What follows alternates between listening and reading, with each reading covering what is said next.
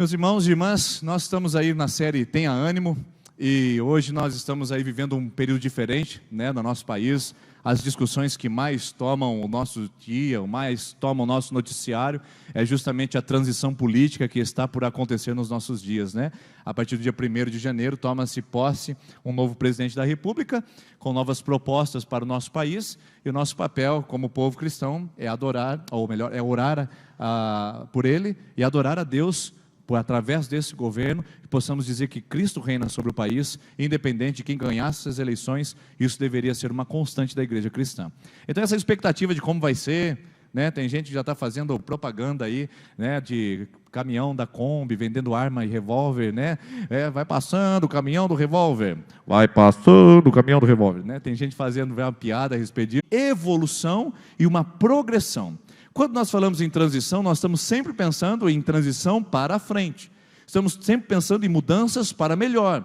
São mudanças que você elegeu na urna, são mudanças que você está fazendo dentro do seu casamento, são mudanças que você está fazendo dentro do seu relacionamento familiar, mudanças que você está fazendo no seu próprio estilo de vida, com o propósito de melhorar. Transição alimentar. Oh meu Deus, quando chega a época da dieta, vai chegando no final do ano, começa a aparecer as caravanas para Camboriú, ela sobe na balança e fala, eu não posso chegar em Camboriú desse jeito. Então começa uma transição alimentar. E é fácil? Não é, mas o propósito é melhorar a estética, melhorar a saúde. O fato é que transição traz consigo mudança e desejo de melhora através da mudança. O problema é que nem sempre isso acontece, e nem sempre nós fazemos do jeito certo essas transições.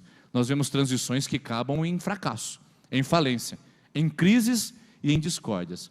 Mas a verdade é que nós evitamos a transição exatamente porque causa mudança. E por causa disso, a transição pode trazer algumas reações na nossa vida. Se eu falasse para você hoje, meu irmão, minha irmã, nós estamos aí com uma nova proposta de trabalho para 2019, e nós então estamos deixando o pastorado da Igreja Presbiteriana Independente de Sertanópolis, estamos indo para uma outra cidade. Aí você fala, mais uma mudança de pastor na igreja, nessas alturas do campeonato, puxa vida, como é que a gente fica confortável com isso? Não traz uma coisa estranha? Mesma coisa se você falar assim, olha pastor, eu estou no ministério de louvor da igreja, e eu recebi uma proposta para morar e trabalhar em Londrina. Puxa vida, a essa altura do campeonato, uma mudança na nossa equipe de louvor. Mesma coisa acontece com você, você fala, olha, estava bem aqui na cidade, mas com o falecimento do meu pai, os meus irmãos estão morando num outro estado agora, eles disseram para eu ir para lá, porque eles vão poder me cuidar melhor naquele lugar, então eu vou mudar de cidade. Essas transições, elas trazem reações para nós, porque trazem em si mudança, e ninguém fica confortável com a mudança. Por quê? Mudança gera insegurança. Elas até rimam. Mudança com insegurança andam de mãos dadas.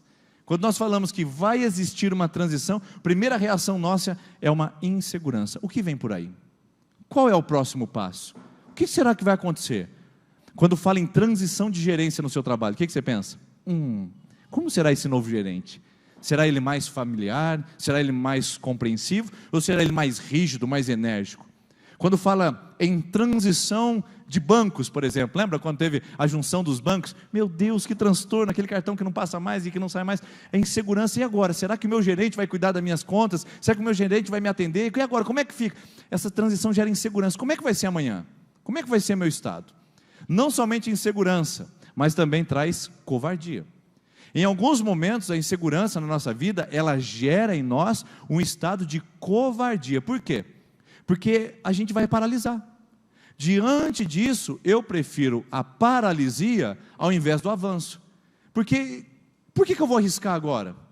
Nessa altura do campeonato, com a idade que eu tenho, com a história que eu construí, com as finanças estabelecidas, ou com esse problema que eu estou vivendo, como que eu vou fazer uma mudança dessa tão trágica? Como é que eu vou fazer uma mudança de religião, justo nessa hora que minha mãe está doente, e ela me ensinou no catolicismo, no espiritismo, e agora eu quero me batizar na igreja evangélica? Como é que eu vou fazer isso? Então, ao invés de agir, a covardia toma conta e ela gera paralisia. Não é o momento para eu fazer isso. E às vezes esse momento nunca chega. Tem que fazer uma transição no meu estilo de vida. Eu estou acostumado nas baladas, nos botecos, nos bares, o estilo de vida é baseado na cachaça, na pingaiada, e eu preciso dar um jeito, que eu estou perdendo minha família por causa disso, e então eu preciso fazer essa mudança. Mas o que vai ser depois da minha vida? Quem vai ser meu amigo? E se eu começar a ir na igreja? Qual vai ser o papo de igreja? O que eu vou fazer no encontro dos homens? O que eles falam naquele lugar? Se eu aprendi até hoje apenas a falar de mulher pelada, e aprendi apenas a comer salame com cerveja? O que eu vou fazer numa igreja, meu Deus do céu? Transição, mudança, insegurança, que gera covardia e que pode trazer o estado de paralisia. Na verdade, a paralisia ela é causada por um elemento chamado medo. O medo é o principal elemento que impede a gente de entrar em processo de mudança, de transição, e que faz com que a gente evite esses estados.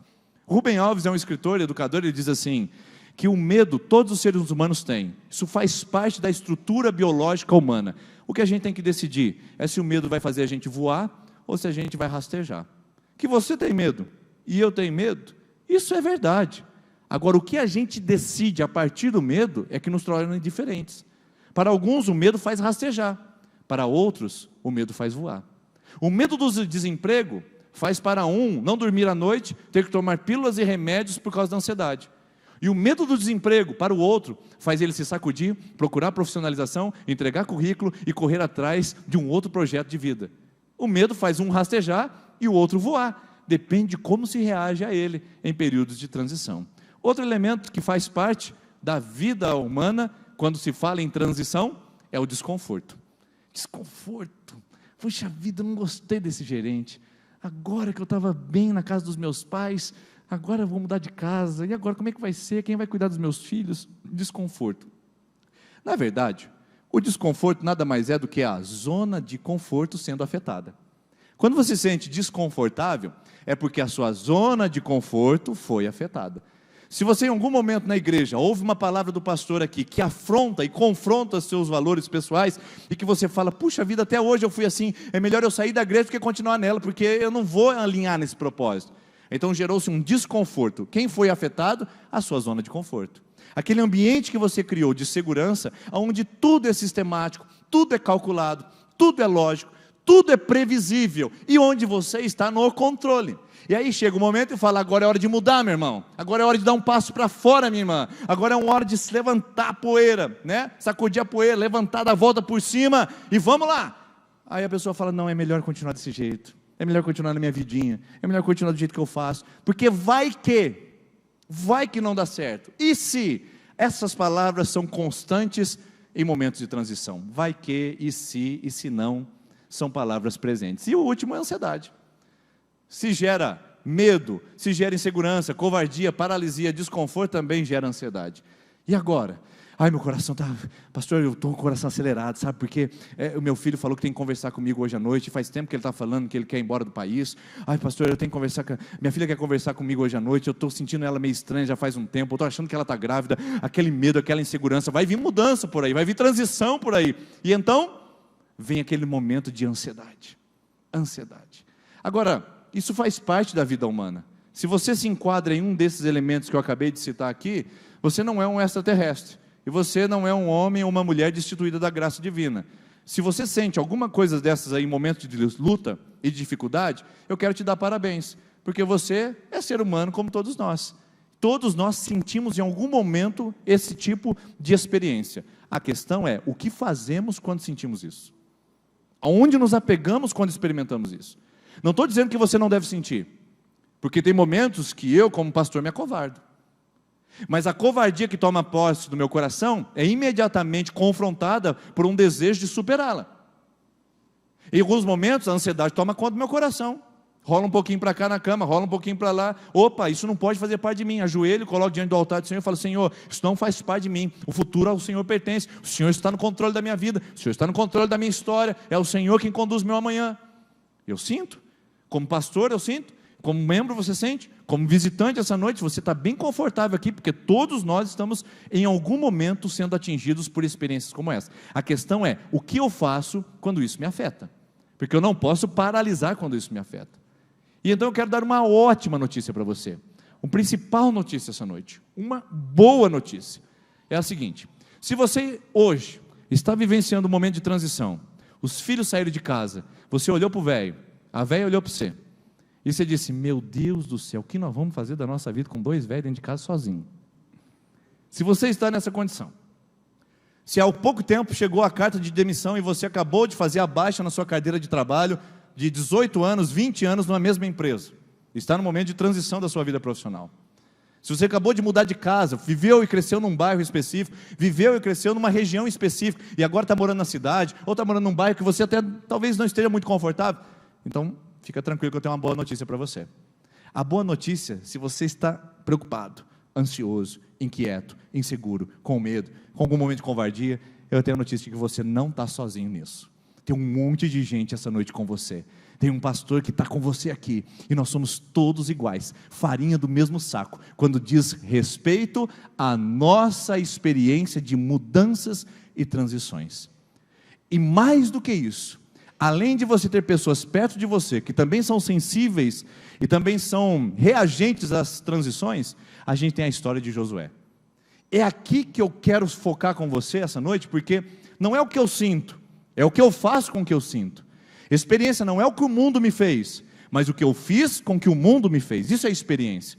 Experiência é saber lidar com esses conflitos e com esses confrontos que a vida nos encerra e que a vida nos permite. Então, a história de Josué é um exemplo de transição bem-sucedida por causa de um elemento. Hoje eu quero falar com você de um elemento que vai nos ajudar a vivenciar e a superar covardia, medo, paralisia, insegurança e ansiedade. Vamos ao texto de Josué? Josué capítulo de número 1, diz assim: depois da morte de Moisés, servo do Senhor, disse o Senhor a Josué, filho de Num, que era auxiliar de Moisés: meu servo Moisés está morto. Agora, pois, você e todo esse povo, preparem-se para atravessar o rio Jordão e entrar na terra que eu estou para dar aos israelitas. Como prometi a Moisés, todo lugar onde puserem os seus pés, eu darei a vocês. Bom, primeira coisa que nós precisamos destacar é que Josué recebe um momento de transição quando ele recebe a notícia da morte do maior líder de Israel. Imagina só, Moisés, 40 anos à frente da empresa de exílio, da empresa de libertação de Israel. Lá está Moisés. Moisés carrega o povo, leva o povo, conduz o povo, dirige o povo ouve a voz de Moisés, o povo escuta seu tom de comando, ele é o general do povo. E então, uma certa ocasião, Moisés manda os espias para ir olhar a terra, se a terra era boa, se a terra de Canaã era aquilo que se dizia, e voltaram os espias. Eram 12, um da cada tribo de Israel. Voltaram os 12 e 10 disseram assim para Moisés: Moisés, é o seguinte, a terra é boa, a terra mana leite e mel, só que tem gigante. Então Moisés falou: e aí, desce ou não desce? Vamos ou não vamos? Os espias falaram: vamos nada, porque a terra é boa, mas a terra tem gigante. Então chegou Josué e Calebe, 2 mocinhos, olharam para Moisés e disseram: nós discordamos deles. Nós discordamos porque a terra tem gigante, mas mana leite e mel. Você consegue perceber a diferença? A terra mana leite e mel, mas tem gigante. Foco no negativo. A terra tem gigante, mas mana leite e mel. Foco no positivo. Ou seja, Josué olha para Calebe e fala: a gente sabe quem pode vencer esse gigante, Deus. Então, em nome do Senhor, a gente vai possuir essa terra. Moisés fala: é melhor a gente não ir agora. Deus manda um recadinho para Moisés. Manda uma mensagem para ele dizendo assim: Moisés, porque vocês não foram confiantes, não tiveram fé em mim, apenas Josué e Calebe vão entrar na terra prometida. De castigo, vocês vão ficar peregrinando 40 anos no deserto, até uma geração inteira morrer. Até hoje, nos países menos desenvolvidos, como por exemplo o Senegal e outros, a média de idade é de 40 anos, 38 a 42 anos é a média de idade. Era assim na época. Uma geração durava em torno de 40 anos nessa época. Tinham aqueles que extrapolavam, a 140, mas a média de vida em virtude das mortes precoces, em virtude das doenças, era de 40 anos. Uma geração inteira vai morrer, Moisés. E depois que eles morrerem, a nova geração vai herdar a terra de Canaã. Então, 40 anos se passaram. Moisés sobe ao monte, Hermon, e lá em cima ele está, nesse monte, olhando a terra prometida. E diante desse monte, ele acaba morrendo e sendo arrebatado ao céu. Nós não sabemos, porque até hoje não se encontrou os restos mortais de Moisés, mas o fato é que ele não foi encontrado mais. Então vem a notícia para Josué, e quem manda essa notícia é o próprio Deus. Josué está lá. O que ele é de Moisés? Auxiliar, office boy, É o boy de Moisés. Leva esse recado para a tribo de Dan, traz essa coisa da tribo de Efraim. Ô Josué, vai ali, vai aqui. O Josué era o office boy, era o companheiro de Moisés, ele não mandava nada. E aí Deus vem e fala assim para Josué: Josué, lembra do negócio que eu falei para vocês há 40 anos atrás? Sim, lembro, Senhor. Você lembra que eu falei que uma geração inteira ia morrer e você e o Caleb iam entrar na terra prometida? Lembro sim, Senhor. Então, Moisés morreu. Como assim, Senhor? Moisés bateu com as botas. Como assim, Senhor? Moisés está a 7 palmos debaixo da terra. Como assim, Senhor? Moisés abotoou o paletó de madeira. Como assim, Senhor? Moisés partiu dessa para melhor. Como assim, Senhor? Ô Josué, vamos encerrar a conversa aqui. É o seguinte, não tenta sair, porque agora eu vou fazer uma coisa com você. Levanta para atravessar esse rio. Para de desconversar. Porque você sabe exatamente o que eu te chamei para fazer. Agora é a hora da sua mudança. Agora é a hora de você se levantar. Agora é a hora de você atravessar o Rio Jordão. Agora é a hora de você assumir a posição de líder. Agora é a hora de você levar esse povo para a terra prometida que eu disse há 40 anos atrás. Olha isso, queridos. Que palavra interessante. Então, no que nós estamos falando aqui é do convocação de Deus para Josué mudar de posição. De office boy de Moisés para o líder de Israel. Quantos milhões de pessoas? Aproximadamente 3. Fácil. Você conduz 7 funcionários, 8 funcionários, você sabe como é que é conduzir 3 milhões de voluntários. É simples. Assim. Pessoal, para a direita. Pessoal, para a esquerda. Era assim que funcionava? Não. Josué precisava ter muito mais do que a voz de comando. Ele precisava ter a autoridade diante do povo. E aí ele está agora do lado de cá do Jordão, as aguinhas passando na frente dos seus pés, e ele dizendo: e agora? Vou ou não vou? Vou ou não vou? Eu fico imaginando o Josué chegando até na parte do Jordão, olhando, falando assim: agora, se eu passar esse Jordão já era. Se eu levantar daqui, passei o Jordão, vou me tornar líder desse povo. Se eu falar para o povo, vamos, esse Jordão vai ter que abrir. E se ele não abrir? E se já for descredibilizado? Porque o Moisés era o seguinte: o Moisés falava com a pedra saía água. O Moisés batia o cajadinho no mar, o mar abria. E agora? E se eu chegar aqui na frente do Jordão e bater o meu cajado e o Jordão não abrir? O que vão falar de mim? O que vão colocar no Facebook? Já pensou no Instagram amanhã? O que vai rolar a respeito de Josué passa mico na frente de todo Israel? Ele estava preocupado com a sua reputação do lado de cá, olhando e como? Porque se ele passar o Rio Jordão, é uma outra história. É mais fácil em momentos de transição retroceder ou paralisar e falar: vamos ficar daqui, deixa como é que está, para ver como é que fica. É por isso que muitas mulheres não tomam as decisões de conversar com seus maridos na mesa e decidir definitivamente como é que vão conduzir a questão financeira do lar. Por isso que muitos maridos não chegam às suas esposas e sentam e conversam de maneira madura: vamos deixar como está para ver como é que fica. Vamos deixar as coisas irem rolando, porque essa transição não é fácil. Não é fácil. Eu testemunho com vocês que em 13 anos de casado e 17 anos com a minha esposa, eu briguei uma única vez com ela. Uma única vez. Nós não dormimos separados, mas viramos de nádegas a nádegas, viradas de costinhas, sabe? Você dorme para lá, eu durmo para cá, não quero mais conversa. Eu também magoei essa noite. A única vez que aconteceu isso foi quando tivemos que fazer um momento de transição. Ela estava grávida do meu filho, o Heitor, de 4 semanas. E nós não tínhamos plano de saúde nem nada. Eu fui tirar a conta da poupança, ela administrava o dinheiro dela, que ela ganhava, eu administrava o meu, pagava o aluguel, ela pagava, e o financiamento do carro, ela pagava a compra, as outras coisas da nossa filha. E aí ela grávida, falando assim: vamos fazer o orçamento? Tá, 12 mil reais. Falei: beleza, 12 mil reais. A gente não ganhava mal. Falei: tira o extrato da sua poupança que eu tiro da minha. Né? E eu julgando que ela estava guardando a maior parte do salário dela, porque eu ficava com as contas mais pesadas. E ela julgando que eu guardava a maior parte do meu salário, porque eu também ficava com as contas mais pesadas. Colocamos os extratos na frente, 550 reais. Tínhamos de poupança nós dois juntos. Para 12 mil, falamos: mas a coisa está feia. E agora? Como é que fazemos? E então, foi a primeira vez que eu falei: a gente precisa resolver nossa questão financeira. Alguém precisa administrar as contas do lar. E foi a primeira vez que nós discutimos, em um momento de transição. Era melhor falar assim: deixa, vamos fazer de algum jeito, a gente parcela, conversa, não sei o quê, faz rifa, faz promoção. Não, a gente tinha que tomar uma decisão. Fazer rifa e promoção não vai resolver seu problema. E nem o meu resolveria. É decisão de ajustar nossas finanças ao nosso estilo de vida. E decidimos, e então 9 meses depois nós conseguimos pagar o parto e ainda ter uma condição para poder guardar e proteger o nosso filho naquele momento de recém-nascido. Ótimo, mas transição violenta. Vamos ter que mudar o estilo administrativo de conduzir nossa casa. Mas não é fácil. Era mais fácil deixar como está para ver como é que fica, para a gente não entrar nessa briga e não comprar esse problema. Então o Josué, eu acredito que ele está com o rio passando na frente dele, falando, eu estou do lado de cá, estou aquém do rio, passei, vai ser a coisa diferente para o meu lado. Então eu penso comigo, queridos, e é uma frase, que o rio não é apenas um aspecto hidrográfico. O rio, nesse momento, o rio Jordão, para Josué, não é um elemento hidrográfico, uma geografia ali no deserto de Israel. Não, não, não, não. É uma mudança de mentalidade, de postura, de acontecimentos, de condições, de estilo de vida, de liderança, de tudo. Tudo mudaria para Josué a partir do momento que ele pisasse os seus pés no leito do Jordão.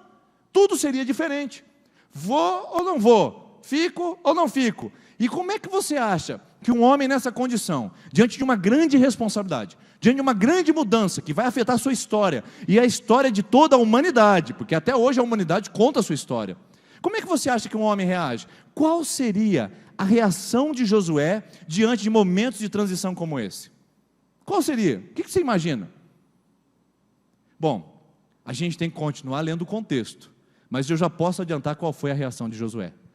Imediatamente, foi exatamente isso. Se a gente pudesse fotografar a carinha do Josué, a hora que ele recebeu a notícia, Josué, Moisés, meu servo é morto, levanta-te e passa esse Jordão. Ah! Meu Deus! Não dá para esperar mais um pouquinho, Senhor? E o Caleb também, parceiro, entende? Não dá para chamar outra pessoa, Senhor? Imagina o estado de angústia, de sofrimento. Fala, pastor, você está supervalorizando, pastor. Você está avançando na Bíblia, você está heretizando já, pastor. Você quer trazer para a gente uma ideia que não está na Bíblia. Olha só o contexto. Josué estava nesse estado emocional por causa do contexto. Olha só o que Deus fala para Josué, no capítulo 1, continuando, depois do aviso que o Moisés morreu, e que ele tinha que levantar e passar o Jordão, olha o que Deus fala para Josué. Seja forte e corajoso. Ou seja, eu tenho um camarada ali, covarde e medroso. É esse camarada que eu tenho lá.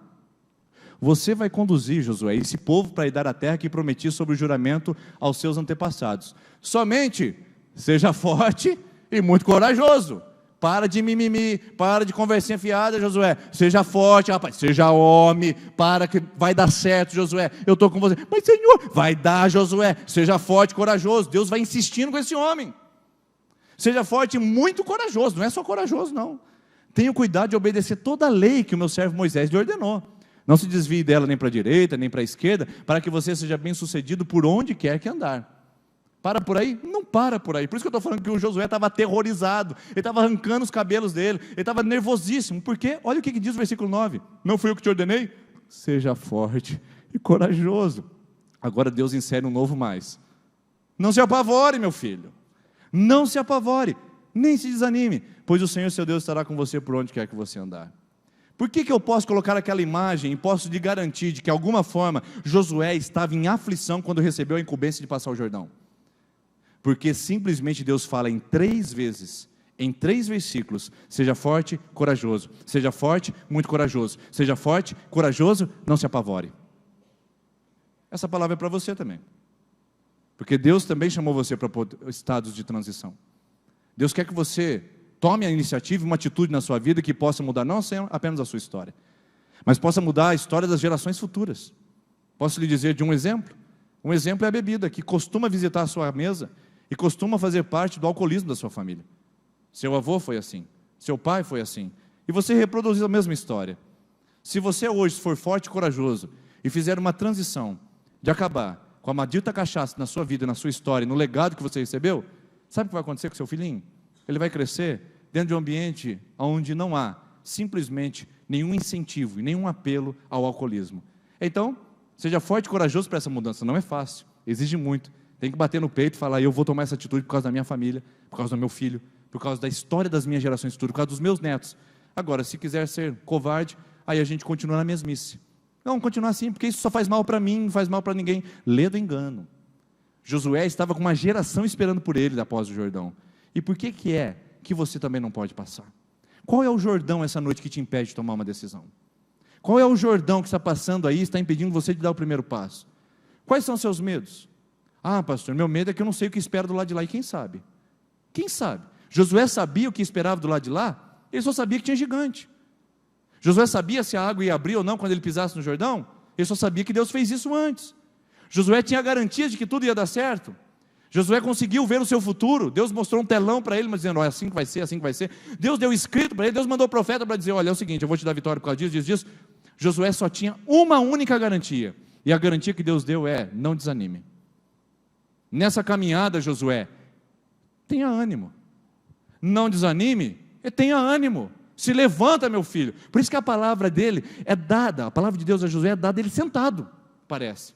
Levanta-te e atravessa esse Jordão, toma postura, toma posição, e eu digo para você essa noite, o seu Jordão está te consumindo, existem decisões que você precisa tomar, existem decisões que você precisa decidir de uma vez por todas em realizar, mas você está ainda titubeante, ainda está receosa, ainda está preocupada, faço ou não faço, falo ou não falo, vou ou não vou, e eu te digo essa noite, tenha ânimo, não é fácil, tem que ter coragem, tem que ter ousadia, tem que ter força de vontade, tem que ser corajoso, não se apavore, mas tome uma decisão de atravessar esse Jordão, meu irmão. Tome uma decisão de sair desse Jordão, minha irmã. Ela está aprisionando você, está aprisionando sua vida, está se acabando em pílulas, se acabando em depressão, se acabando em ansiedade, se acabando em prostituição, se acabando em vícios, se acabando em blasfêmias, em fofocas, se acabando em falência, em vermelho, em dívidas. Tem que tomar uma decisão, meu irmãozão. Não é fácil, não é fácil. Se fosse fácil, Deus não falava 3 vezes para Josué, que andou com Moisés e viu a Deus, seja forte e corajoso.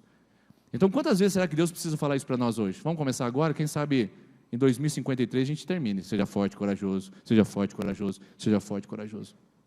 Porque se Josué precisava ser forte e corajoso, eu preciso ser forte e corajoso elevado ao quíntuplo.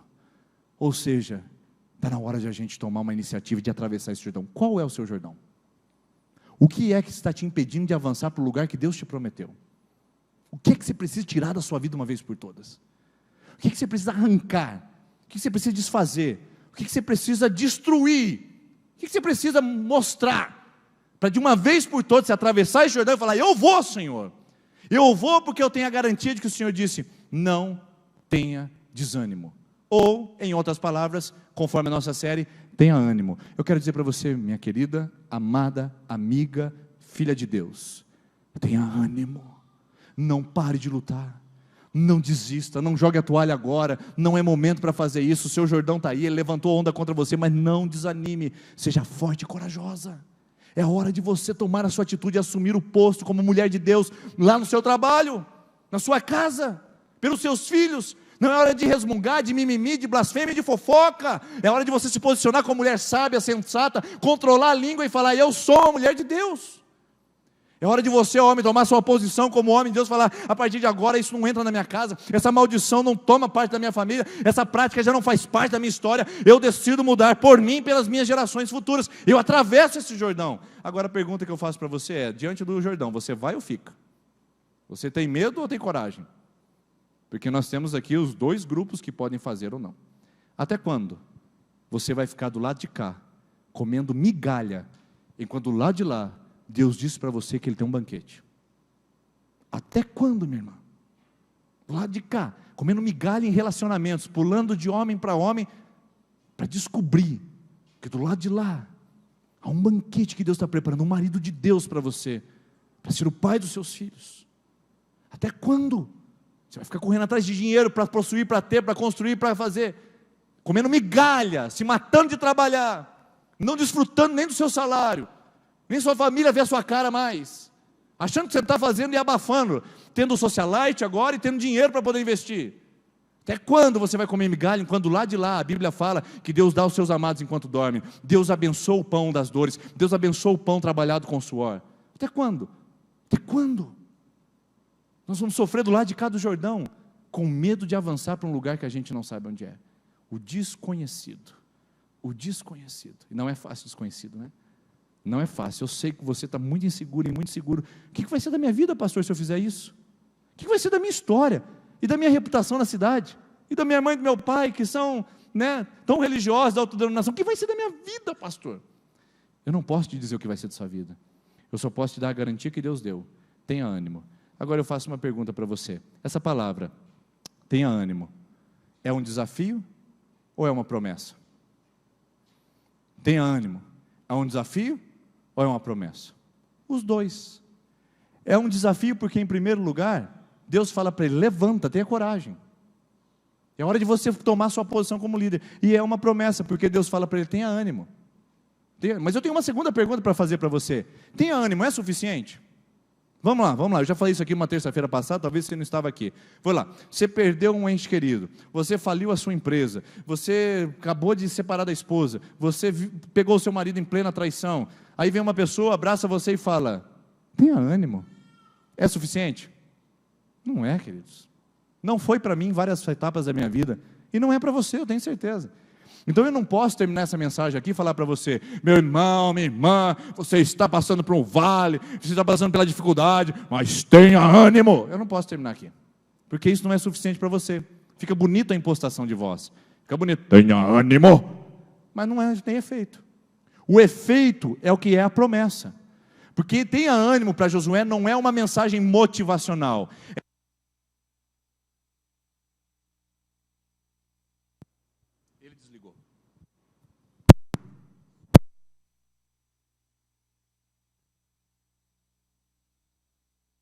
Som. Tenha ânimo não é uma mensagem motivacional, é uma garantia que Deus dá a Josué: eu sei o que eu vou fazer com você, eu sei o que eu vou realizar com você. Para você ver, olha só o que Deus diz para ele no versículo 9, a gente está terminando aqui: tenha ânimo, porque eu sou contigo por onde você andar. Então é essa palavra que eu posso te dar para te dar garantia essa noite. A garantia não é que você tenha ânimo, não é a mensagem motivacional, é uma garantia de que Deus está com você, de que Deus está presente na sua vida. Olha aqui para mim, ele está trocando a bateria do microfone, está tudo certo, daqui a pouco a gente vai voltar com o microfone sem fio, mas olha aqui para mim, não perca o que Deus está fazendo na sua vida aqui não, tá? Olha só, a garantia que Deus te dá, não é que você tenha ânimo e se levante, a garantia que Ele te dá, é que Ele está com você. Deus dá uma explicação para Josué: tenha ânimo, porque eu sou contigo. Por quê? Essa palavra é linda porque ela explica. Ela traz uma explicação para Josué dizendo: pode crer, filho, eu estou com você. Você pode ter ânimo, por quê? Tenha ânimo, por quê? Isso me faz lembrar a história de Viktor Frankl. Não sei se você conhece, mas ele é um psiquiatra austríaco. Viktor Frankl é um judeu e ele sofreu os terrores do nazismo, naquele período terrível da história humana da Segunda Guerra Mundial, quando Hitler estava no poder. Ou seja, Viktor Frankl, ele olhou de perto o que o ser humano é capaz de fazer e as atrocidades que ele pode realizar. Crianças, jovens, adultos, idosos, todos sendo assassinados em valas, sendo assassinados em câmaras de gás. E ele escreve um livro depois que ele consegue sair vivo desse massacre humano. Cerca de 6 milhões de judeus morreram nesse período, só de judeus, 6 milhões. Na época eles eram um povo de 12 milhões. Imagina só ser dizimado pela metade. E lá está então Viktor Frankl, quando sai do seu estado, ele escreve um livro chamado Em Busca de Sentido da Vida. E sabe o que ele diz nesse livro, Em Busca do Sentido da Vida? Um homem que passou pelas dores do holocausto judeu. Sabe o que ele escreve numa palavra? Lá ele diz assim: quem tem um porquê é capaz de enfrentar qualquer como. Quem tem um porquê é capaz de enfrentar qualquer como. Josué tinha um porquê. Josué sabia o que tinha que fazer, porque ele tinha uma orientação clara: tenha ânimo, porque eu sou contigo. Mas como é que vai ser isso, Senhor? E os gigantes? Porque eu sou contigo. E as lutas? Porque eu sou contigo. E os problemas? Porque eu sou contigo. E as dificuldades? Porque eu sou contigo. Quem tem um porquê, meu irmão, é capaz de suportar qualquer como. Quem tem um porquê para permanecer casado é capaz de suportar qualquer como dentro do casamento. Quem tem um porquê para seguir adiante é capaz de suportar qualquer como da vida. Quem tem um porquê para crer em Deus é capaz de sustentar qualquer problema de incredulidade. O porquê sustenta os nossos comos. E eu sei que você tem muita pergunta na sua vida, eu sei que você tem muita insegurança do seu futuro, mas eu quero dizer para você: quem tem um porquê é sustentado em qualquer como. Josué, como é que vai ser o futuro? Você não precisa saber. Você só precisa saber o porquê. Porque eu estou contigo. E eu quero dizer para você isso essa noite. Você não tem resposta para muitas coisas, eu também não tenho. Desculpa essa sinceridade. Mas eu posso lhe garantir que o porquê de Deus é que Ele está com você. Essa é a garantia. Eu tenho um vídeo aí que se chama Buster Douglas. Buster Douglas foi o homem que nocauteou Mike Tyson. O único, talvez, que tenha feito esse feito memorável. E no momento da luta ele está praticamente nocauteado. Ele se levanta e lembra de uma coisa interessante. E essa recordação faz ele voltar para o ringue e lutar contra um dos maiores lutadores de todos os tempos, chamado Mike Tyson. E então ele deixa uma lição muito interessante. Está em legenda, espero que você consiga ler, apagando todas as luzes, inclusive aqui da frente. Eu acredito que você consiga ler o que está sendo dito aqui a respeito de levante-se, sustente-se no seu porquê, porque o como todos nós vamos saber mais para frente. Tem um porquê que você sustenta qualquer como.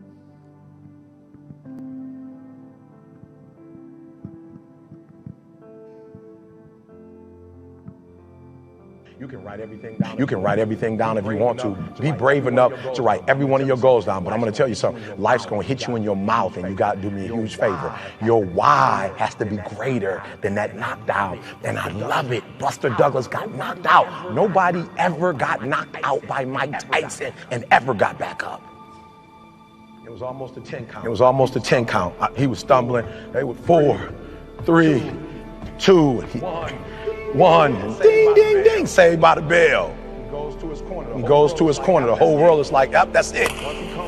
Once he comes back out, that's it. Mike's going to just hammer him. And exactly that. Mike Tyson came out like, I got him.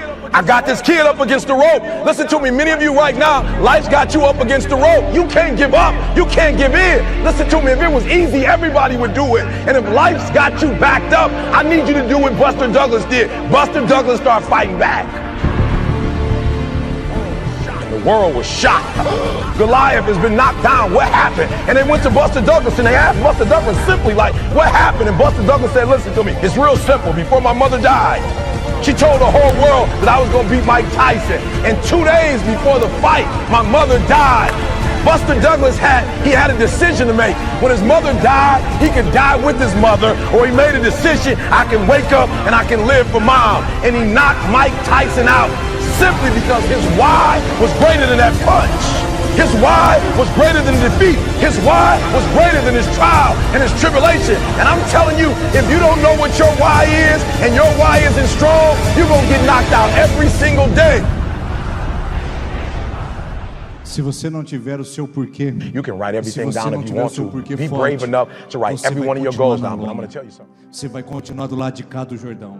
Se você não souber qual é o seu porquê, você vai continuar prostrada e prostrado todo santo dia. O seu porquê tem que ser mais forte do que o seu como. O seu porquê tem que ser mais forte do que as suas lutas. E Deus diz para Josué: não tenha medo, não desanime, tenha ânimo, porque eu sou contigo. Eu sou contigo, eu caminho com você. E é esse o porquê que eu quero dar para você essa noite. O porquê, tenha ânimo, porque Deus é contigo. Deus é contigo, amém? Deus é com você, essa é a garantia que você precisa. E se essa não é suficiente, eu não tenho mais nenhuma para lhe dar. Mais nenhuma. Você pode voltar terça-feira que vem, pode voltar na outra. A única garantia que eu posso lhe dar, nessa luta que você está enfrentando, nesse ringue de vida que você está vivendo, é de que Deus está com você. E esse é o seu maior e melhor porquê para você continuar lutando.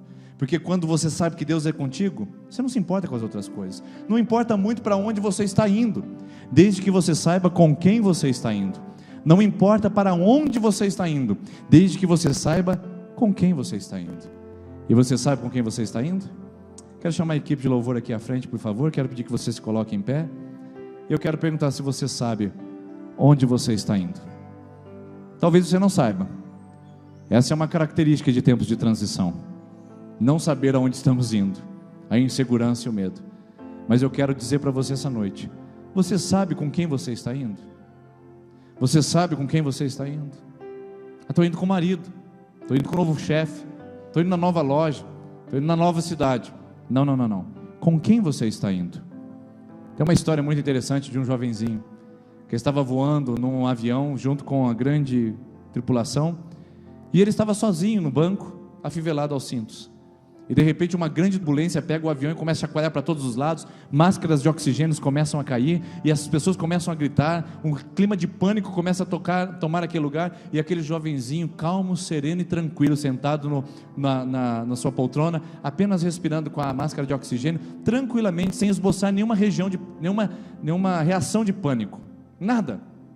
Passada a turbulência, todos voltam ao seu devido estado emocional, diante daquele problema, mas uma senhora não se contém. Ela se aproxima daquele jovenzinho e diz assim: peraí, tem alguma coisa estranha. Todo mundo ficou em pânico quando isso aconteceu, todo mundo ficou revoltado quando isso aconteceu, todo mundo ficou com medo. Por que você não ficou? Por que você ficou tão seguro e tão calmo? Você não entendeu o que estava acontecendo? Ele disse: sim, entendi tudo. Estávamos tendo uma turbulência perigosíssima, com risco de cair o avião. E ela disse: pois bem, mas por que você não esboçou nenhuma reação de pânico ou de medo, estando viajando sozinho? Ele disse assim: sabe por quê, minha senhora? É porque eu estou sozinho nesse avião, porque eu estou indo viajar com meu pai é o piloto, ele que está dirigindo o avião. E quando nós saímos de casa, ele disse: nós vamos ir até tal lugar, e se meu pai falou, ele vai cumprir, nós vamos chegar em segurança no lugar que ele falou que nós vamos chegar. Meu pai é o piloto. Josué, para onde você está indo? Não sei, meu pai é piloto. Vou atravessar o Jordão, mas eu não sei para onde eu estou indo. Talvez tenha gigante, tenha problemas, tenha lutas, mas meu pai é o piloto. Eu queria que essa noite essa convicção tomasse conta do seu coração. Essa é a única garantia que você pode ter. O porquê Deus é o piloto da sua vida. Você não vai fracassar, porque Deus é o piloto da sua vida. Seu avião não vai cair. Você vai chegar seguro ao destino que Ele preparou, e cada uma das promessas dele será realizada em sua vida. Enquanto nós cantamos essa canção, você que está na sua 5ª, 6ª e 7ª semana de campanha, você pode vir aqui à frente para receber oração. E você que quer começar a sua campanha de oração, nós vamos fazer isso essa noite com você também. Você vem junto com as pessoas aqui, nós vamos orar com você. Você vai pegar um cartãozinho aqui à frente, ou lá no balcão de informações, e nós vamos orar com você aqui. Então, enquanto cantamos essa canção, a equipe de intercessão pode vir aqui à frente, e vamos orar por você que está na 5ª, 6ª, 7ª semana de campanha, e você que vai começar hoje o seu propósito de oração.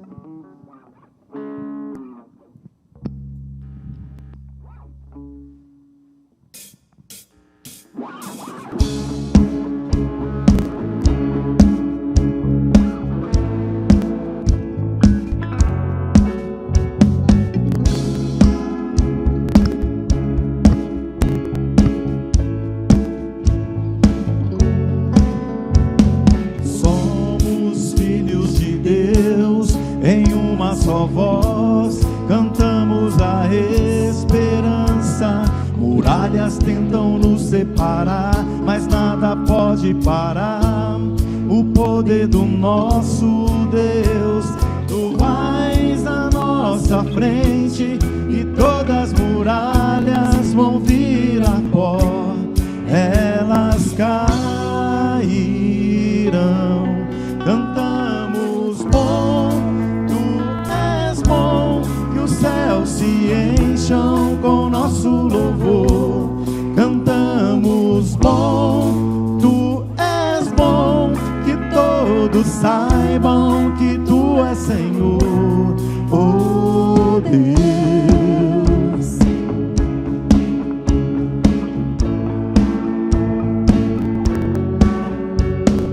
Nós levantamos teu nome, expulsamos as trevas, deixamos o amor brilhar.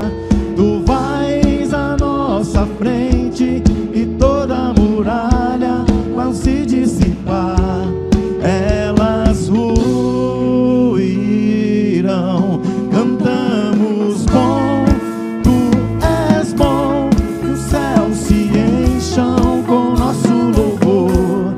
Cantamos bom, tu és bom, que todos saibam que tu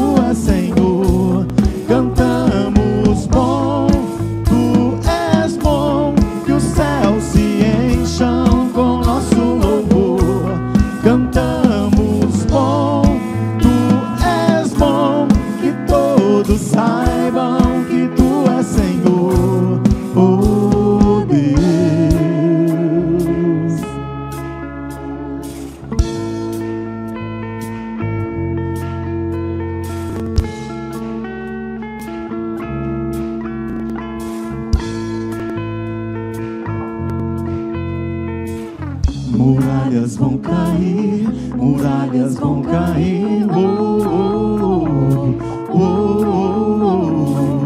Muralhas vão cair, muralhas vão cair. Muralhas vão cair, muralhas vão cair. Muralhas vão cair, muralhas vão cair.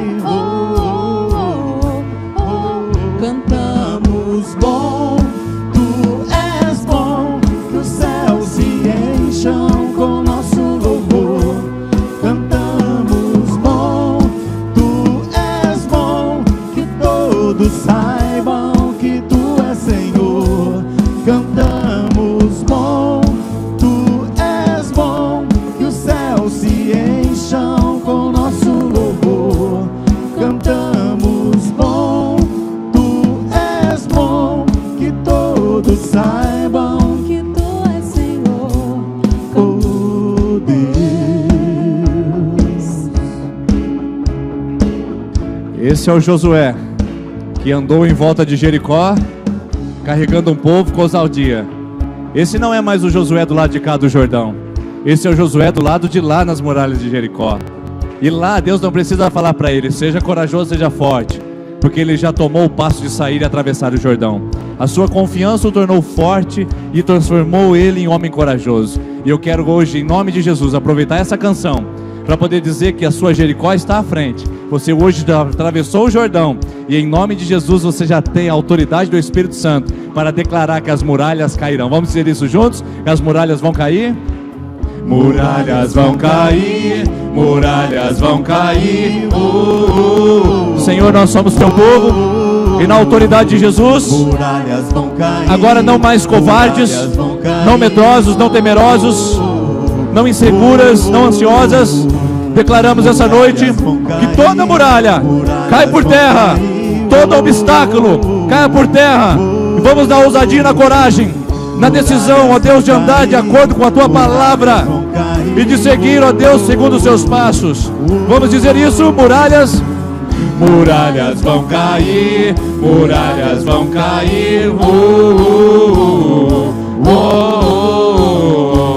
Muralhas vão cair, muralhas vão cair. Porque Ele é bom, cantamos. Cantamos bom, tu és bom, que os céus se encham com nosso louvor. Cantamos bom, Tu és bom, que todos saibam que tu és Senhor. Senhor Jesus, que todos saibam que tu és Senhor e que as muralhas vão cair em nome de Jesus. Amém? Se você crê nisso, aplauda ao Senhor. Tenha uma ótima semana. Tenha ânimo. Não desanime, porque Deus é contigo. Essa é a garantia. Não saia sem comentar a pessoa que está perto de você. Diga: Deus abençoe, boa noite. Deus abençoe, boa noite.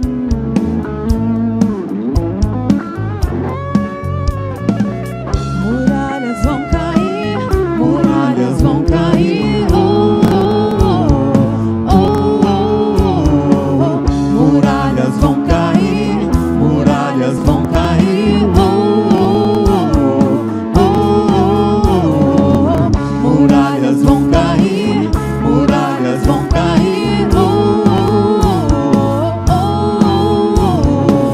Muralhas vão cair, muralhas vão cair. Cantamos bom, tu és bom, que os céus se encham com nosso louvor. Cantamos bom, tu és bom, que todos saibam que tu és Senhor. Cantamos bom, tu és bom, que os céus se encham com nosso louvor. Cantamos bom, tu és bom, que todos saibam